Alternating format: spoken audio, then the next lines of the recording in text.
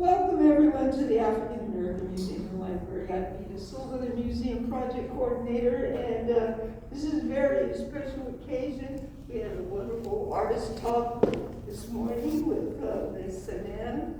Thank you. You're going to stay for this one too, huh? Yes, I'm staying for this one too. Yes. Thank you for participating. This is a Women's History Month event.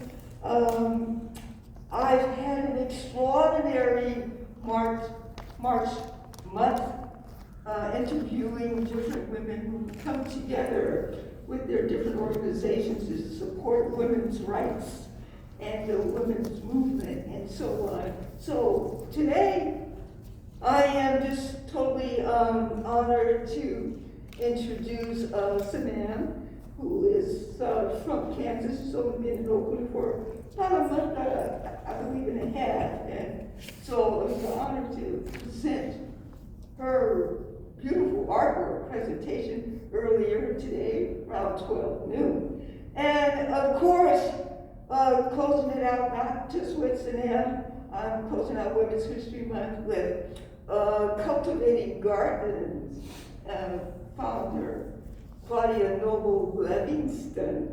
And we have a lot of hands-on activities that she has that she's going to present to you. But before we get to the hands-on part and the presentation, I want to do what I call up close and personal with Ms. Noble Livingston.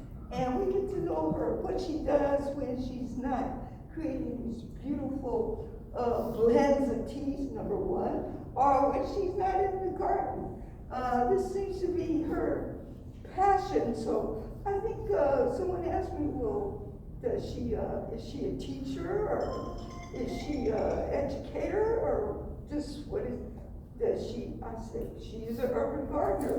However, with everything that she has done through her life, we want to talk about what makes her click. How did she get involved with the gardening? Her ancestors, who were her ancestors that started gardening? Why did she pursue it?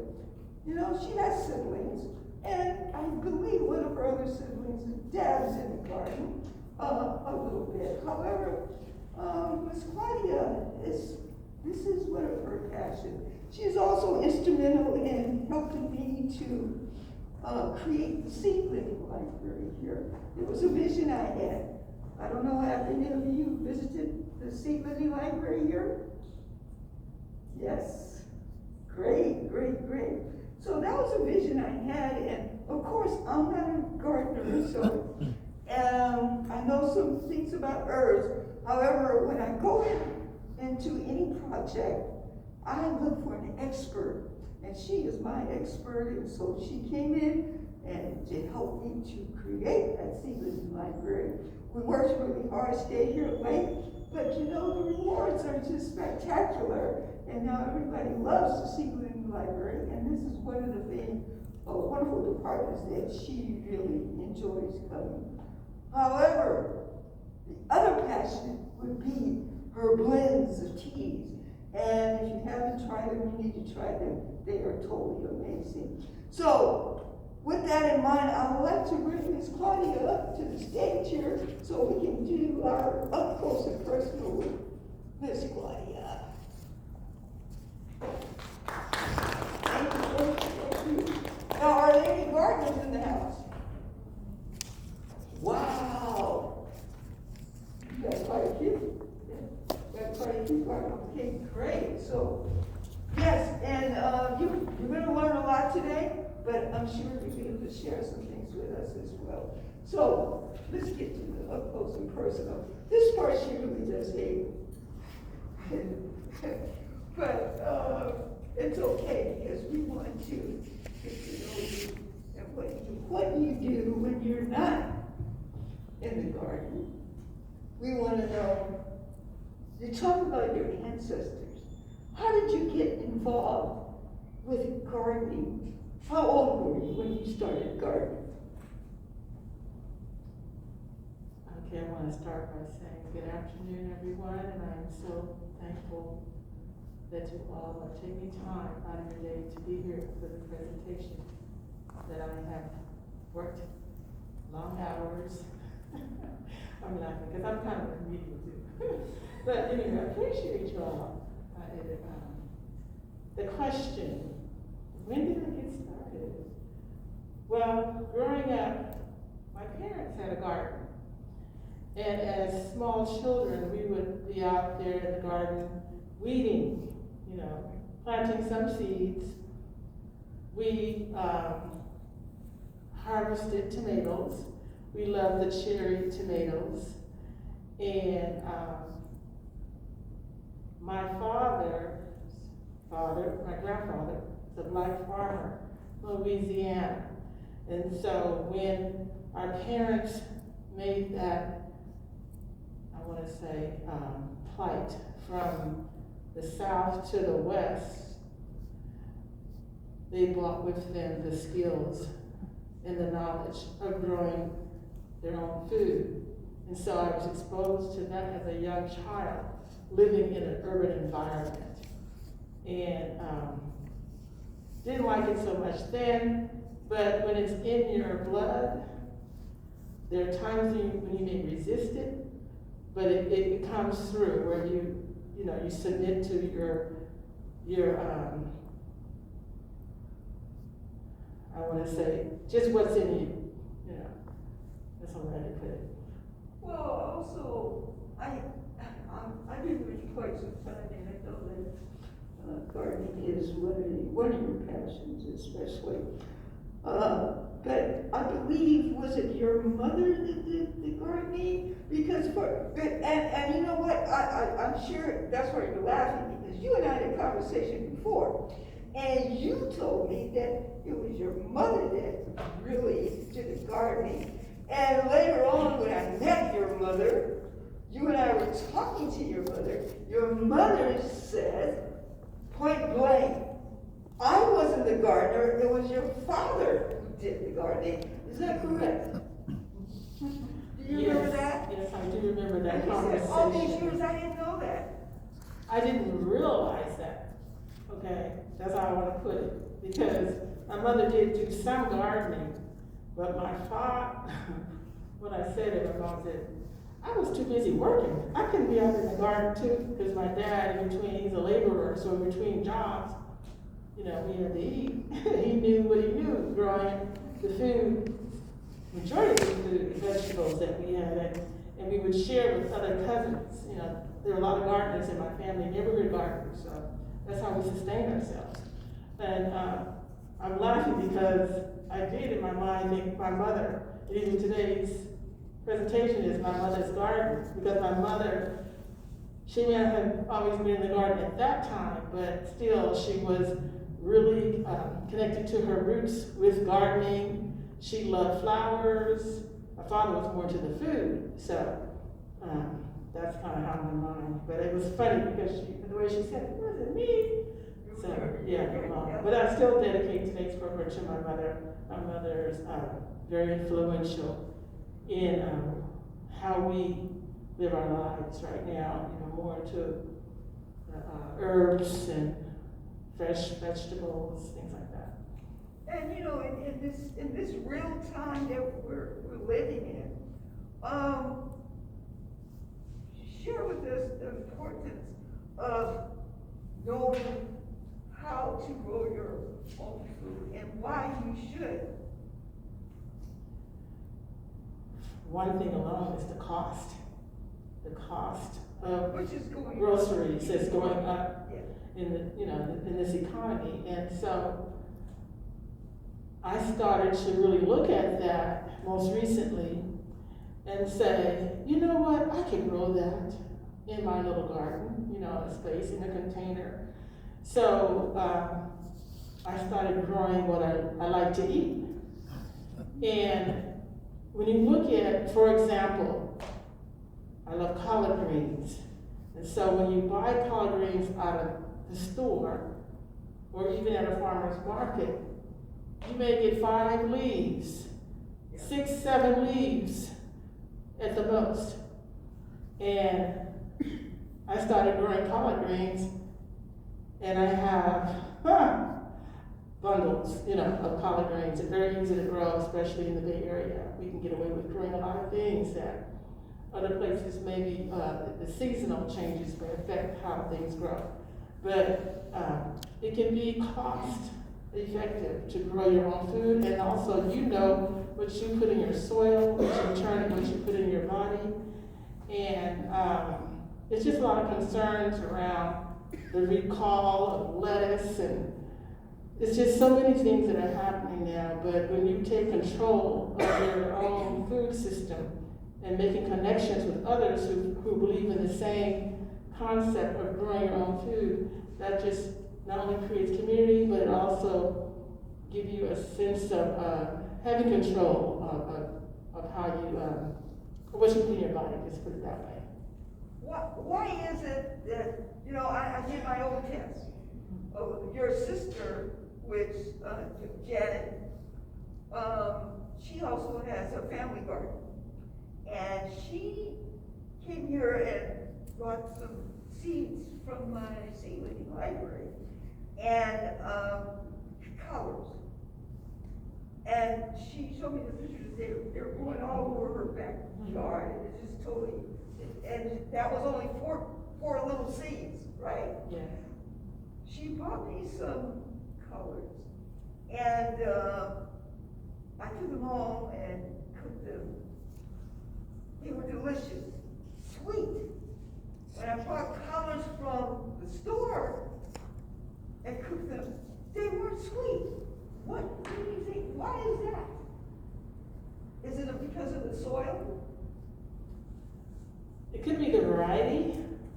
There are different, hundreds of different types of collard greens. I had the fortunate opportunity of tasting a couple of different kinds of collard greens. When I went to the farmer's market, the actual farmer was there and he had a variety. And there's one that was called a greasy collard. Have you all heard of that?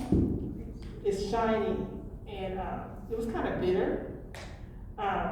The one that we grow on our family farm and when I grow my personal property is that, the ATES collards. And they kind of bush out, and collard greens, they get sweeter in the winter, the coldness for the collard greens.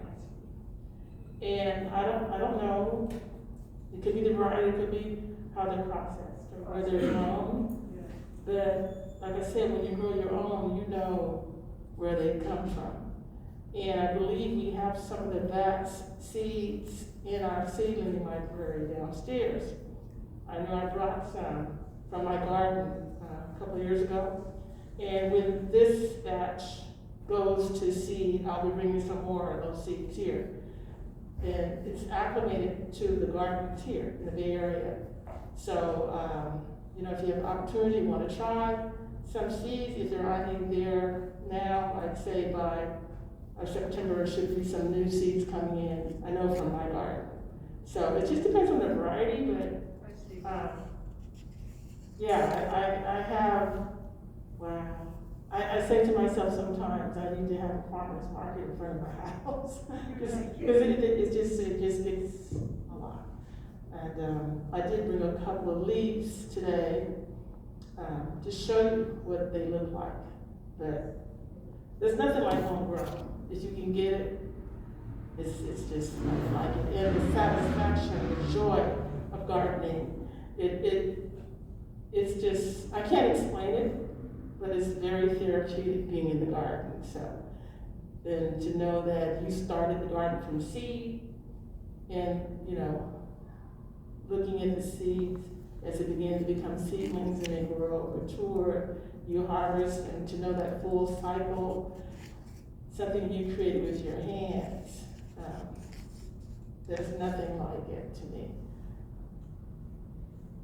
I've been asked this question, and even though I designed the seedling library, as you know, everybody else that knows me, I'm not really a gardener, I'm learning as well. Mm-hmm. So this question's always asked me, and it's hard for me to answer this, so I'm gonna ask you, because I know you know. How many variety of seeds do I have in the LOC? Let me write that. Approximately how many different varieties? Oh my goodness, I cannot even answer because, we haven't done it this year, but the past few years, we got seed donations from the seed bank in Petaluma, and they would give us, at least 500 packs of seeds, different varieties. I mean, tomatoes, there are some things that I haven't ever grown before. And to know that it's more to, I'm gonna just say, it's more to life than what you see in the grocery store. And then when you start from seed, you have more choices. And just that discovery alone can blow your mind. It's like, wow, you know. So I really can't say how many because we've gotten seeds. And I, you know what, it's really something for people to ask me that. That's, out of all the questions that they ask, that is one of the main questions I've always. How many different varieties? How many varieties of seeds do you have in your seedling library? Well, I don't really know, but I know I have a lot. And that's the way I answered. I said, well, maybe I'll ask you. So I thought I'd take this time in front of everybody to ask you that, so you can help me out. I don't know the answer to that because we accept whatever donations we can get that are from a reputable seed company. We look for organic and non-GMO seeds that we offer to our community. So, yeah. Sounds good. You know, and especially, I love herbs, medicinal herbs. And we get them from Plant Good Seed Company, which has donated in the past. And we accept what they give us, yeah, so. Last question. Today's presentation and subject matter, what inspired you to pick this particular subject matter? Well, I thought about my mother's garden. And I thought about the fact that I am a mother. I thought about the fact that there may be other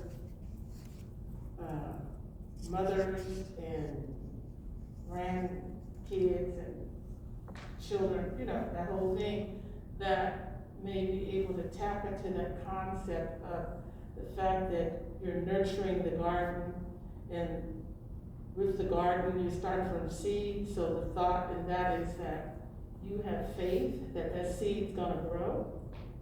You have hope. And you're doing all you can to make sure that that garden survives. You're doing the same thing for yourself and for your children. And then there's a promise there that the future will continue through the garden. So all those lessons to me are what I learned from gardening and having patience. And so that whole thought of the seasons, one thing we know for sure is that seasons do change. And this mask is getting on my nerves. I'm trying to adjust this. Still not, anyway. But the seasons change, and we change with the seasons. And to be able to grow your own and eat in the seasons is something, it's an honor to be able to do that. It's a privilege, to be honest. And so I just started reflecting on what's happening in this world right now. So much uncertainty. But one place that I find my serenity is in the garden. And knowing that things constantly change in the garden and I adapt. And I know that just like the collard greens, they're drought tolerant, they survive, you neglect them, put some water and they'll bounce back, they'll come back strong. And the deep roots of collard greens and the minerals and roots are in that are there to sustain us. And so that's in us to be strong people.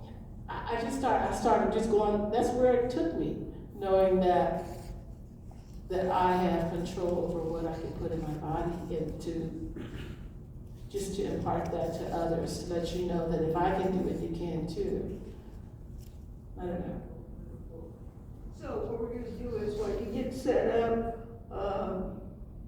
we have, Buddy does have a presentation that we're gonna show over here. Once the presentation is completed, we are going to move to the West Wing Gallery, where she has a beautiful display, and we're gonna do some hands-on, and I'm sure you're gonna enjoy it. I know I am. I'm gonna be taking some notes. That's what I am.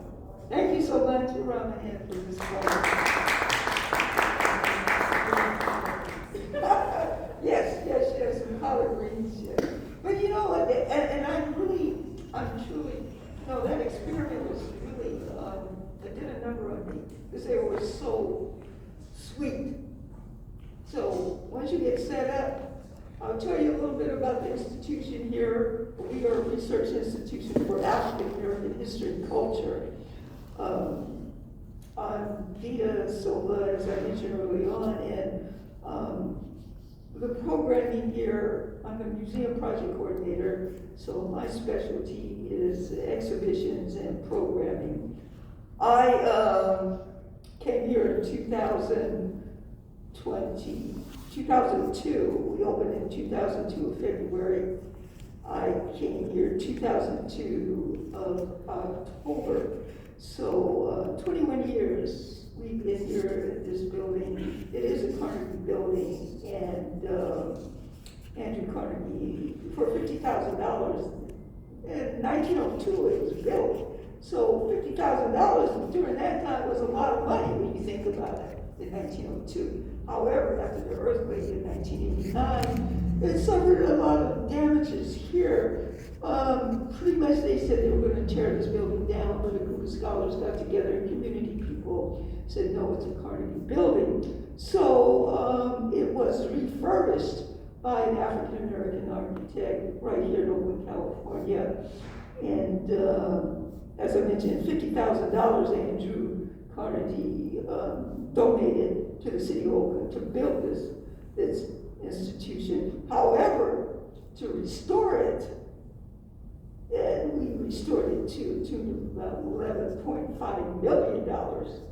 And then it became the African American Museum and Library. So we celebrated 21 years this past October. We're grateful to be here and to bring you programming such as we're doing today, artists and expertise in gardening and a lot of other subjects that I'm sure that you will enjoy. So now, if we can, I'll move the chairs off the stage, and we're pretty much, are we set up, Marco? Are you ready? Yeah. Are you ready for the recording part? Oh, I'm already recording.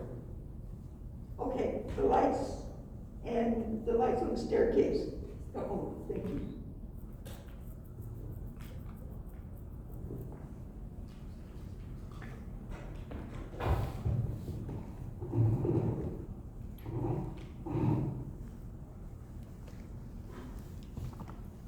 Okay, can everyone hear me? Great. And I just wanted to say that when Vita was speaking, I just thought, Anne, is that your name? She said she last came here when the museum was under renovations, and she's back today. So I said, oh, Anne, right there. Oh, yes. It's been a while. Welcome back. This transformation and all the exhibits that are here and the programming that we offer is just really exceptional. I'm really happy to be a part of what's happening today here at AAMLO. So today I'll be talking about my mother's garden, planting seeds of faith, hope, and a promise for the future. The objectives will be, well, I like to do introductions, and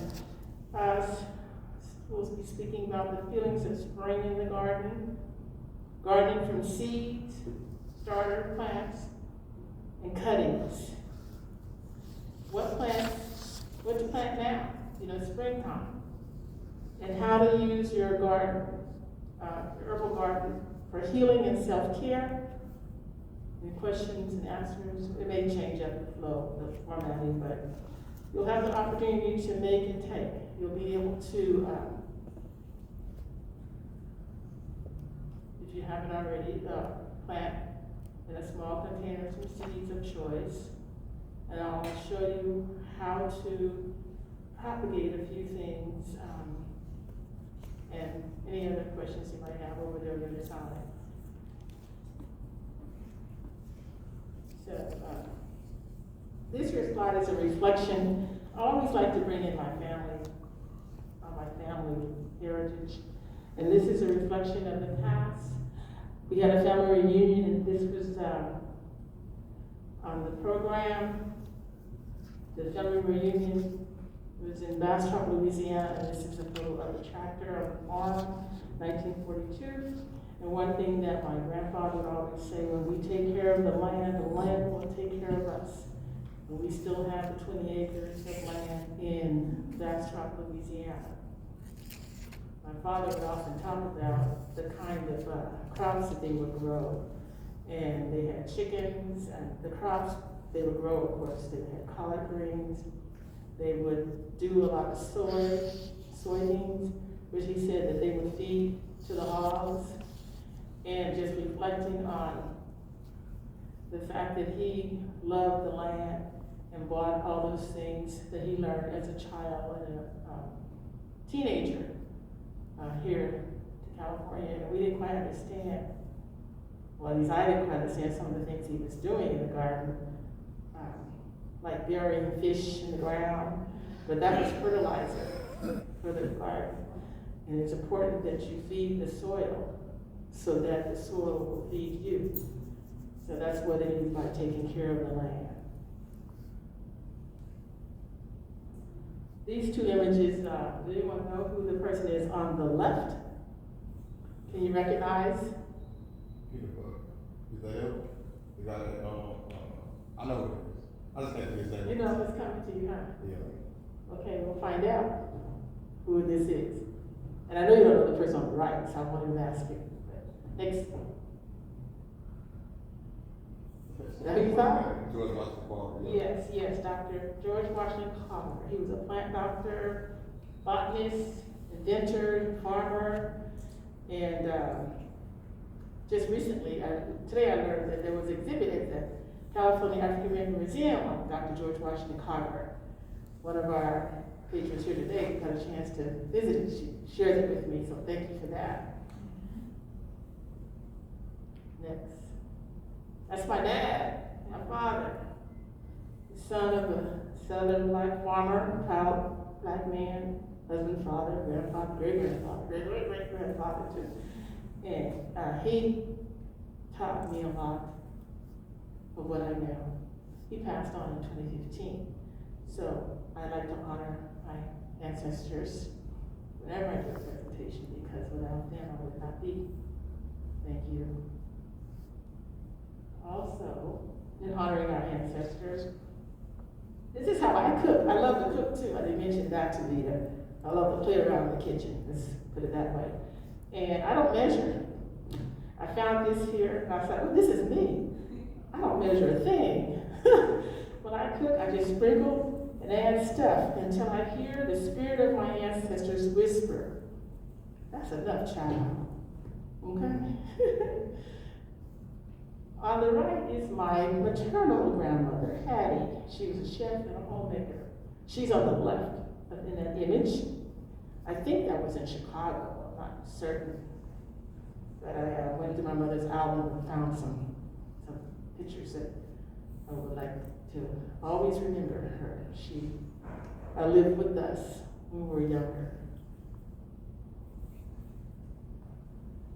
So, in my garden, I just want to share with you some of the springtime herbs that I like to grow. How many have experienced the touch of nettles? I said the touch. The sting of nettles. Nettles, you'll get a chance to experience that today. I bought some nettles. lavender, I love the smell of lavender, it's so calming for me. I'm a person who learns by using my hands, my nose, the senses, which creates memory for me. And I remember the emotion of that.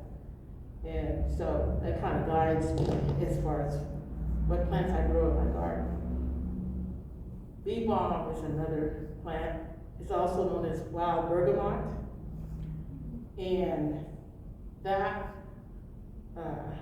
wow, I'll tell you more about that later, bee balm. I have a relationship with my plants. Lemon verbena, I love the smell of lemon. Some of you had the opportunity of attending the workshop I did about the scent of lemons. And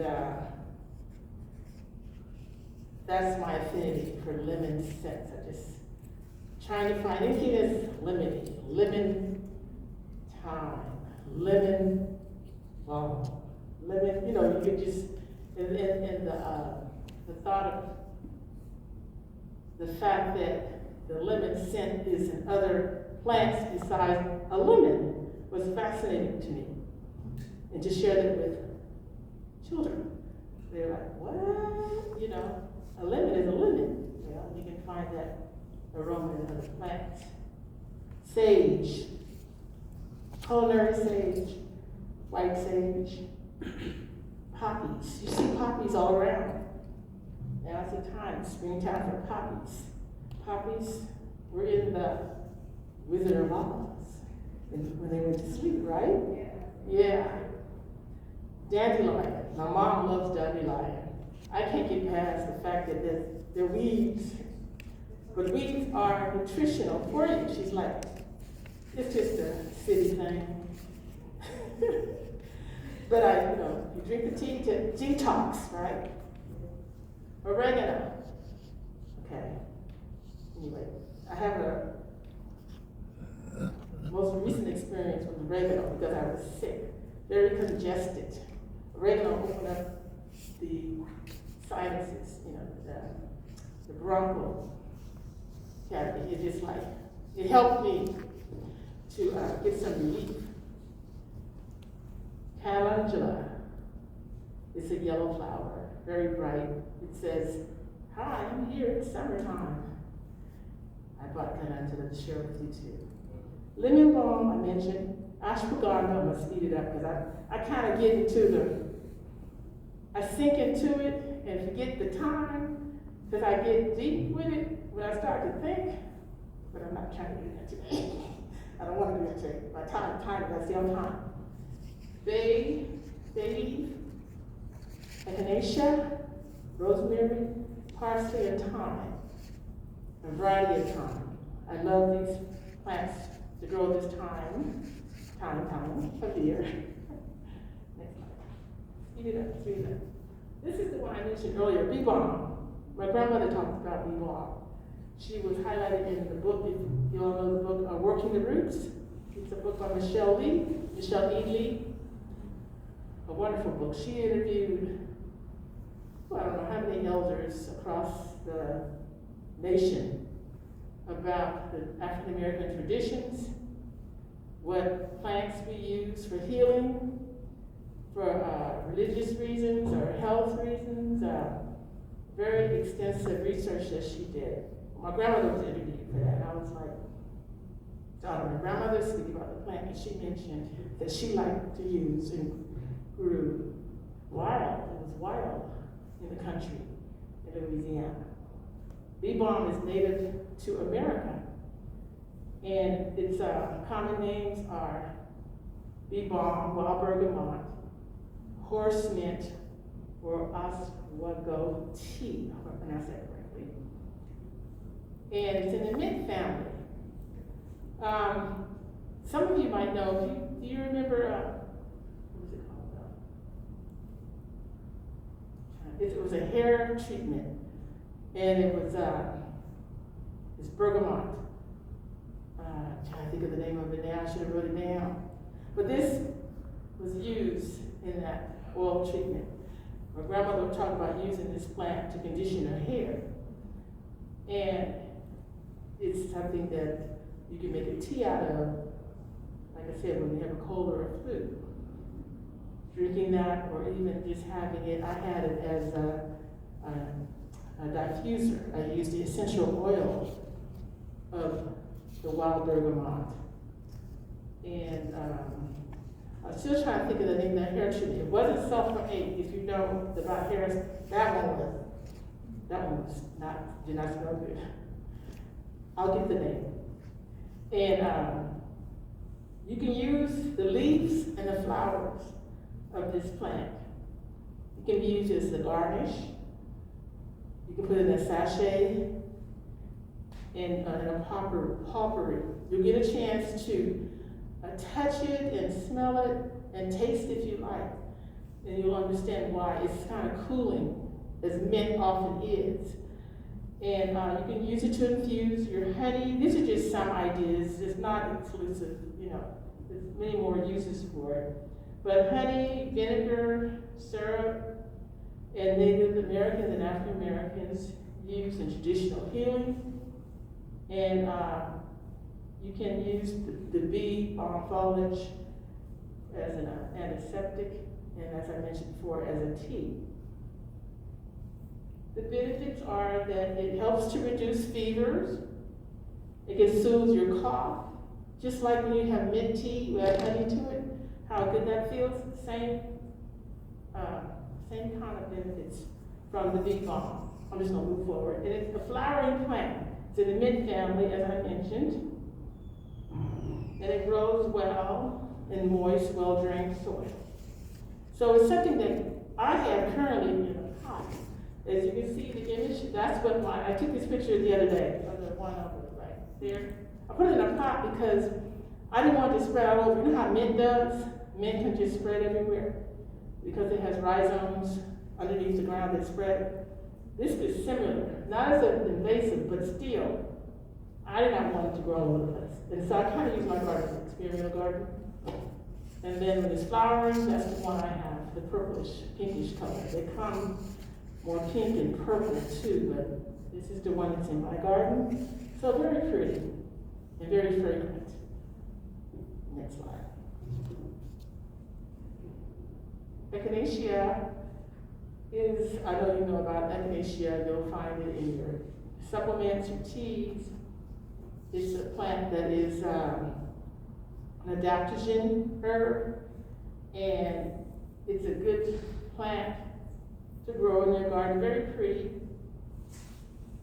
Purple cone is what it's also called, and it's a plant that can help calm the stress that you may feel.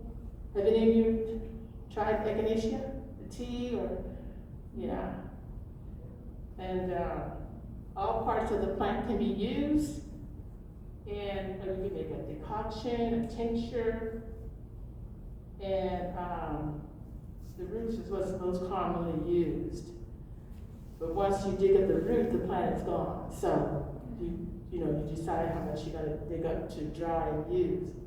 But once again, you can use the other parts of the plant too. And it can be propagated from seed. It's very drought tolerant. It's very forgiving because sometimes I forget to water too. But very pretty. Not only is it pretty, but it's also beneficial. It attracts pollinators in the garden. And yeah, it's just something that I like to have around, echinacea. Ashwagandha is a plant that is also a adaptogen herb. And I broke off a piece this morning to bring to show you what it actually looks like. And it's also commonly known as winter cherry. Indian ginseng is in a nightshade family. And I have been drinking ashwagandha and tulsi. You know about tulsi or holy basil? Holy basil? Anybody? Okay.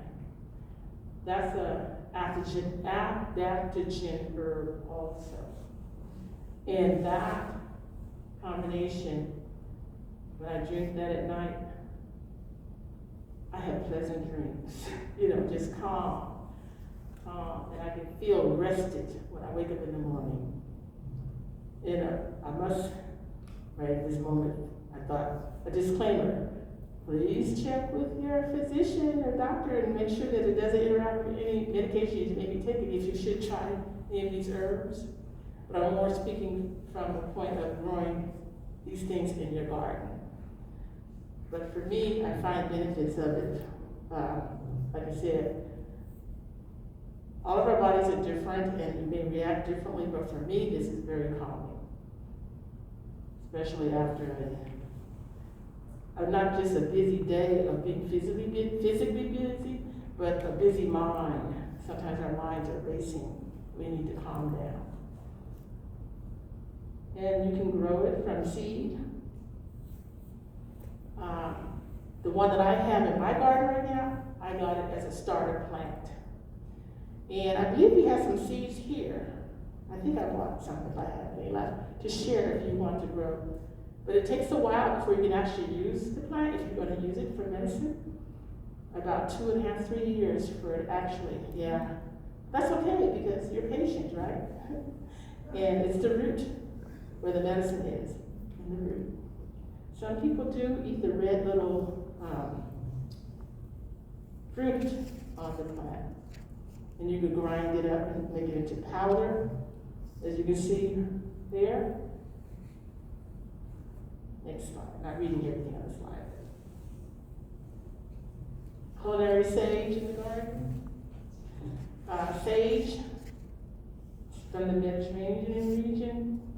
It's known as common sage, garden sage, culinary sage, all these different names. It's in the mint family too. Did you know that? The sage is in the mint family?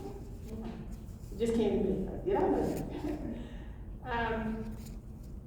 So we use the culinary sage when we cook most times during the holiday time. I hear people say that's when I use my sage, but sage is more than that.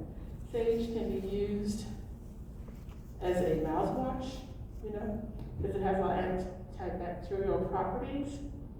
It's great for fighting colds and flus, and it has an astringent and antiseptic properties too. I've used it as an oral hygiene, and great for like sore throat too.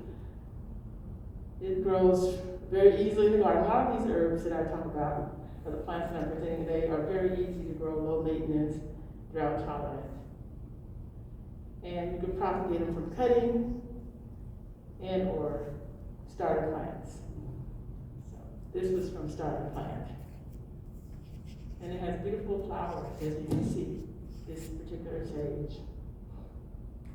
Another sage that most you will probably hear about is white sage. White sage is being over-harvested, so it's endangered. And so what is recommended that you grow your own white sage in your garden. Grow it yourself and use it from what you grow. Lavender is a plant that is not only beautiful, but the aromatherapy, the aroma from that plant is very calming. And the one that I like is the one that is small, Munstead, Munstead, I think is how you spell it, very compact lavender, because lavender, depending upon the variety of the species, it can be huge. I made a mistake in planting a bunch of lavender in my sister's garden. Too much of a good thing. she had to have it removed because she developed sensitivity to that. It was just causing her eyes to water. It was a lot, but it was beautiful. But it wasn't for her. It makes a lovely tea. It's very calming. You put it in your bath, massage oil. It has antiseptic and antibacterial properties too. great for relaxation, calming, very calming. And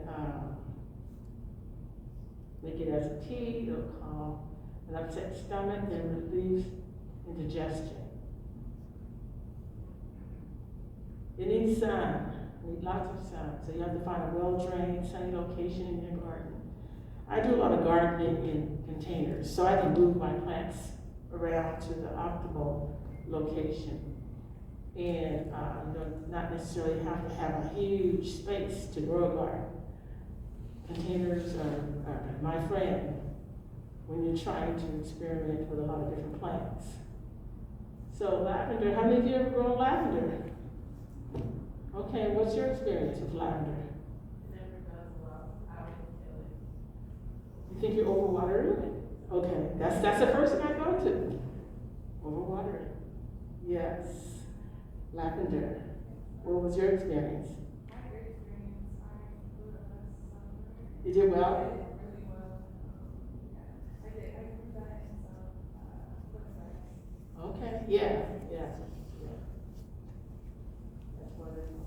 That'll make a great tea. Also, routine also is a great place to meditate. A great what? Place to meditate, you know, calming. Oh, yeah. Place of, yeah. Yes, lavender. Bay leaves. So, it's native to the Mediterranean region. You may know that California laurel, California bay, various names. And I use it in my cooking. I make a lot of beans, so I put it in my beans. I used to do a lot of traveling for my job, and I would interview people in their home, and some of them would have gardens. And one lady told me, if you put bay leaves in your pantry, it'll prevent you from having any of those moths that get into your grains and your. I'm like, what? So I said, okay. So I put some bay in my pantry. She said, I even put it in my flour. I'm like, oh, okay. But I didn't want to do that because I don't want my flour to taste like bay, but that was just me. But the little, remedies that you can get from the garden. So I have a bay that I put in a half wine barrel. First it was in a little small pot, that pot right there. And about a year ago I put it in a half wine barrel. So it's like about 3 times as tall now. And goodness, isn't that a wonderful thing? We just go get some bay when I need it without paying all that money in the store for the day. And you can use it fresh or dried. So I've done both. And it's great for a lot of other reasons too, besides when you're cooking. It's great for aromatherapy, as a decongestant. You can use it as, like I said, insect repellent. And I would think that if you were to put it in a spray bottle, put your bay leaves in there and let it sit there for a while and spray. It might repel something, I don't know, but it's all about experimenting instead of buying the chemicals in the store. And it has a lot of good sources of vitamin A, B6, vitamin C, iron, potassium, calcium, folic acid, and magnesium. And it's been commonly used by both Native Americans and African Americans to treat colds and flus, headaches, migraines, and flatulence. I guess that's why you put it in your beans. Cut down on the gassiness that you might have, upset stomach, and all these other things. It supports the immune system too, and relieves muscle pain. So a lot of the plants that you grow, you can create health and beauty products from it. And that made me just now think about that, to relieve muscle pain. So if we were to use the bay in making your ointments or your salves, because you have like arthritis or muscle pain, or maybe an athlete and want to use something more natural, there are a lot of plants that you can use to relieve the stress on your body. Very easy to grow, but I want to warn you, if you plant this plant in your ground, it can get 40 to 50 feet tall. You want to see one? Go to Mills Cottage. So therefore, what I did, I put it in a half wine barrel, and it's sitting on concrete. So I know that it's not going to break through and go through the soil, or put something under it. The wine barrel has holes in it for the drainage, but I'm watching it very carefully because what had happened what happened is that I planted a pomegranate tree in a half wine barrel in my front garden, sitting on soil. I tried to move it. The roots broke through. It's in permanent position in the ground. I could not get it up. So, just be careful about what you're planting and where you're putting it, if it's not going to be the permanent location. So, I got rewarded though. I had every season beautiful pomegranates, like softball sized pomegranates. So I'm rewarded every year. Just one day we'll have to decide what I'm going to do about that tree. They're really sweet too. Yeah. So let's see what's next. Okay, so I often get asked questions like, when do I plant what, how, when? This is a guide I got from the Plant Good Seed Company, and I'll give you all a copy of it, but I really love this here because it makes it clear for our environment as what grows well when. Green means you're good, yellow caution, and red is like, oh no, this is not the time. So you all will be handed this.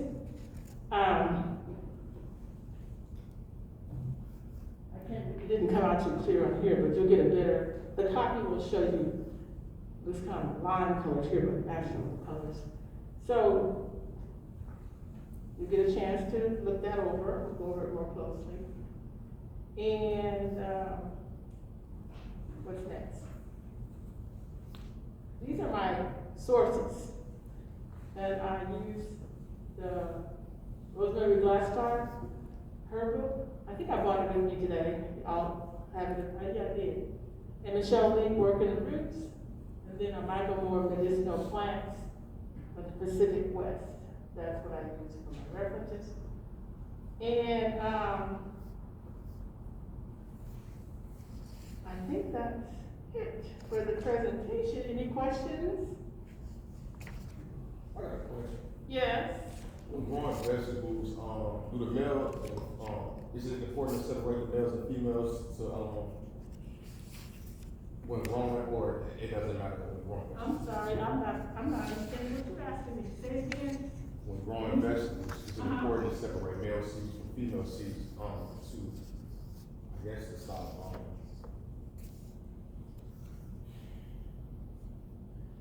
growing other plants, you have to separate males and females. I'm processing what you're because saying, because I don't know. Tell me a plant where you can distinguish between the male and the female. well, the cannabis plant, for example. What? The cannabis plant. Oh, that's a whole different subject. Okay, well, I was just using it, I was So, trying to for tie that- it back into vegetables, so that's not, it doesn't, For that plant, no, with vegetables particularly. but You have to I'm separate. gonna leave with what you started with. Okay, For that plant, I don't know nothing about. yes, ma'am, I've never tried. My son has, he's Okay. quite successful. yes, ma'am, He had no interest in what I was doing. I understand, I just wanted to say that. yes, ma'am. Matter of fact, it's a beautiful plant. For vegetables and things, no, there's no. So they both yield the same, it's like the Mhm. males of the plants will yield the same as the females, essentially. Okay. Yeah. He grew his indoors, his plant. That's all I can say. Any other questions? I got another question. Okay. That's what I came here for, to ask questions. Oh, cool. Particularly to you. Another question I have is, I know you said you were gonna give us a calendar, but do you suggest going all the way up to, fall? When growing the plants, like, do they stay on a circadian rhythm of spring to fall, or how long do you cultivate your plants for your person? It depends on the plant that you're growing, because some things need heat, Yes. you know, and some are cool season plants. So it's your option in between the two. You may wanna give your space a rest before you transition to a new crop. And there are plants that you can grow in between to nourish your soil. One good book that I would recommend that I have back there, which is in the libraries, is called, Farming While Black. And it has some great information and some, outlines on how to do that in between. I've done some, cover crops, is where you plant certain plants that will put the nutrients back into your soil, and then you harvest them back in, where they'll break down and feed your soil, then you start afresh, planting something else. There are certain plants that are good for that you can incorporate in your garden. Yes. So, for me, the time that I love gardening the most is the fall. Our fall winter here in California is totally different from being in the south. Our time here, when we have our rain is starting to come, the natural rain. And during that time, it allows my new plants to develop a deep root system to withstand those times when we may not have a lot of water. So that's my favorite time, really. I'll get excited about this time of year, spring, I'm gonna garden, but I don't get excited. But that's just me, because I kind of know what I'm trying to do. Yeah, does that make sense? Yeah, I'm here to help you, guide you. If I don't know the answer, I'm gonna send you to the source. I appreciate it. Yeah. You said the book was on. Oh, yeah, I got it back there. Farming While Black. And, if you're into more, well, I'm laughing to myself, but the book I have is more, like medicinal herbs, but not cannabis. And that's a separate section in itself. I'm here for the vegetable. I honestly met her a few weeks ago. I was downstairs. She gave me some vegetable seeds, and she told me about this thing today. So I don't want you to think that's why I'm here. Oh, no. No, I'm here for vegetables. Man. No. I hear you. You're here for the vegetables. Yeah, but that's a cool, I'm being serious about that. I'm not offended by it at all. Yeah. And I even took some classes, but I didn't struggle with that. But, I'm here for it all. For sure. Understand. Because plants are here for a reason. Your purpose is your purpose. And, hey, yeah. Yes. Could you talk a little bit more about feeding the soil and about I've been gardening a while, but I never really thought until recently about what that means and types of things. It was my best friend's mother that I watched bury the fish and bury for food. And now everybody talks about get the compost going and give it to the soil. But for example, I have a lemon tree that's been there for as long as I've been where I live. And now it's saying, I need something. Its leaves are yellowy stuff. And so to back up about the soil, you can do a soil test, kits that you can buy at the store. I also do soil testing for a fee. I send it to the lab if you're into that, more extensive information about your soil. There are certain signs that are showing on your plant that it needs something, like for example, the lemon or or citrus leaves turning yellowish, means it needs some iron. What I did for myself, experimenting, using plants. Nettles has a lot of iron in it. So I planted some nettles with my lime tree to see what benefits it would give my plant. And my plants started to thrive. So, and kind of doing a little more research and finding out what is your plant asking you for? What does it need? There are resources and maybe some apps too that you can look and see, well, the signs of this and what's happening. Another great location to go to that I've used to get information about my plants or unidentified growth in my garden. Like, what is this? Is I go to Berkeley Horticultural Nursery in Berkeley. They're very knowledgeable. What's the place? There's a garden up in the Berkeley Hills. What is it called? Native here. I can't get the name of it. Native here? Yeah, Say it again? Native here nursery? yes. You said native what? What? Native here. Native here. Native here. Is it near children? Yes, You know, native here. yes. They had days where the plant doctors, I'm taking my plants there and say, what's happening with my plant? And then, I'm not sure if what Shayna shared with me is an app called Planter. I've been playing around with the app. Okay. Yes, and, that app. Tell us about your experience with that app.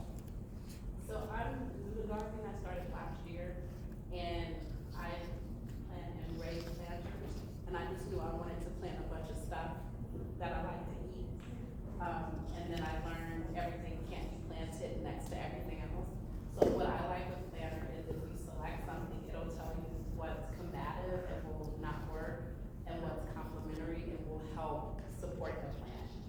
And it also lets you lay out a grid so you can get information on how to space your plants and different varieties. So for a new gardener who doesn't know anything, it's just useful to help you start to plant. And there's a free version, and then you can pay a little bit more, I think, for a lifetime of use of it. I signed up for the free version, so I'm gonna play around with it and see what information it has. Yes, a planter is the app. And I'm sure there are a lot of other apps that you can use, like, I think I've been on my phone, so I'm sure with me where you take a picture of your plant and it'll identify the plant. It's pretty accurate so far. And I can find out what's happening with your plant. But yeah, I do offer soil testing and garden coaching if you're interested. My phone number is there. Want to reach out? I am on Instagram. Posting occasionally post what's happening in the garden.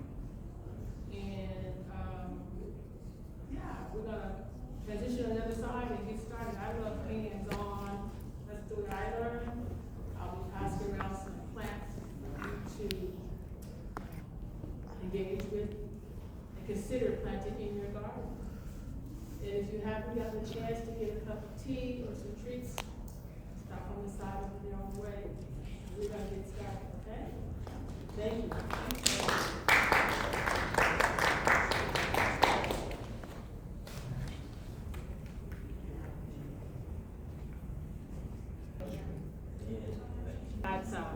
It's called Refresh. It's a blend of peppermint, spearmint, and ginger. Just to let you know. It's a tea that I blended myself. And I do offer tea for sale on Auntie C. I'm Claudia, Auntie C's Teas. So I have a variety of teas that I have blended. I have a hibiscus and ginger, which is a popular one. Refresh and Fortitude. Fortitude is the one with the rose hips, cinnamon, and I forgot the other thing. Right now.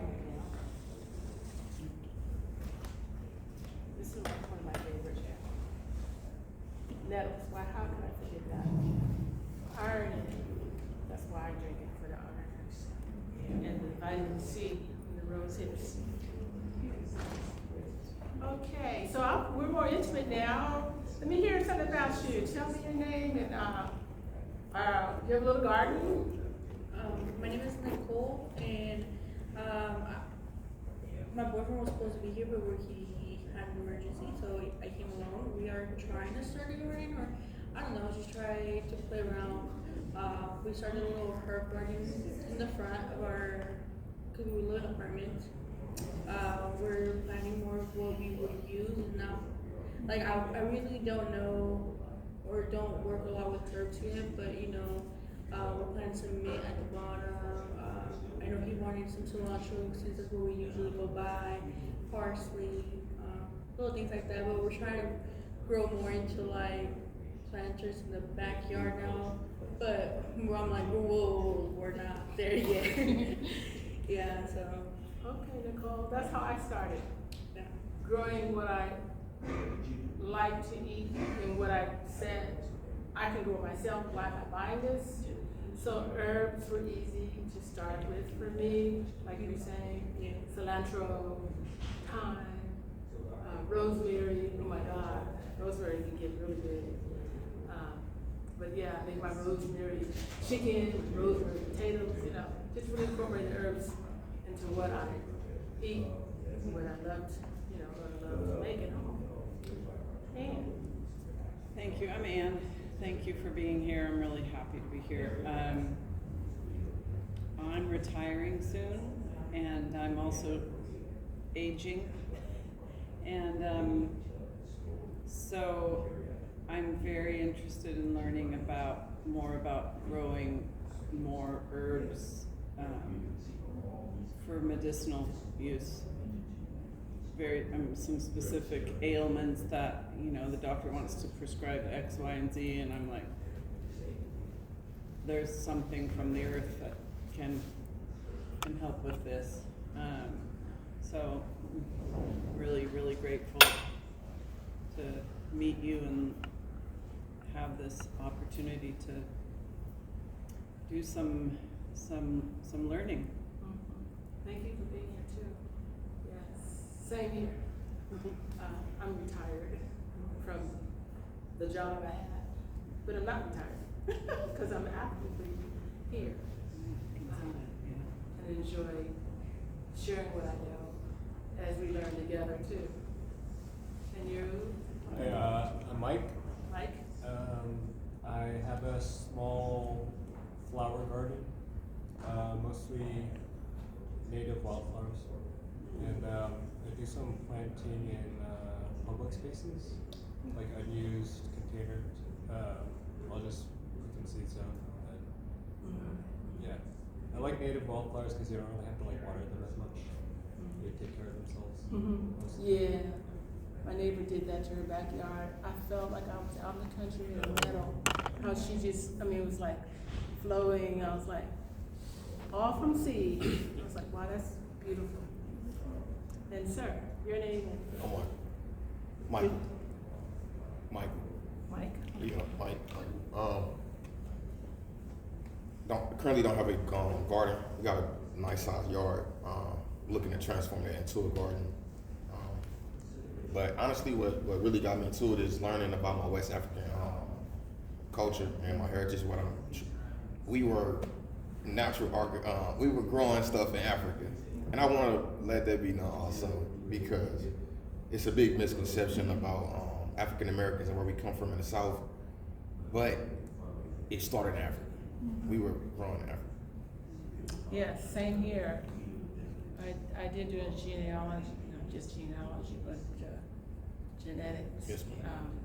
And found that my people from Kenya, and as a movement took place,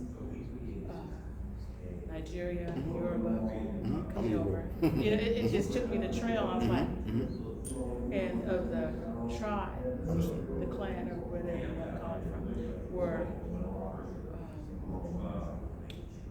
what's the word we use? Agriculturalists, Yes. herbalists, Yes. medicine people, root work. I'm like, oh, that's in need, you know? Yeah. So, Yeah. wanting more information, you know, that's where I'm at too. Yeah.